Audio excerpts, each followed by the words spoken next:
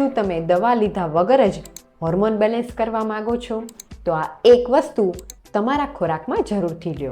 મિત્રો, આયુર્વેદના ચરક આચાર્યએ તેમની ચરક સંહિતામાં કહ્યું છે કે સ્ત્રીઓને ગર્ભાશયને લગતા કોઈ પણ રોગ થવાનું મુખ્ય કારણ છે શરીરમાં વાત દોષનું વધવું. ગાયનું ઘી તે વાત દોષને ઓછો કરે છે, સાથે જ પિત્ત દોષને ઘટાડે છે. તે ગર્ભાશયને પોષણ આપે છે અને હોર્મોનને બેલેન્સ કરવામાં મદદ કરે છે.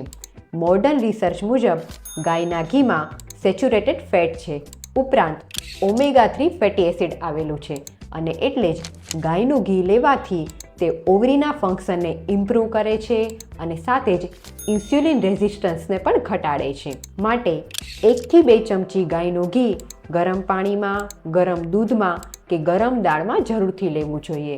અને હા, જે બહેનો એવું વિચારતી હોય કે ઘી ખાવાથી મારું વજન વધી જશે, તો ખાસ ધ્યાનમાં રાખો કે ગાયનું ઘી ક્યારેય પણ વજન વધારતું નથી. માટે જો તમે હોર્મોનને બેલેન્સ કરવા માગો છો તો તમારા ખોરાકમાં ગાયનું ઘી જરૂરથી લ્યો.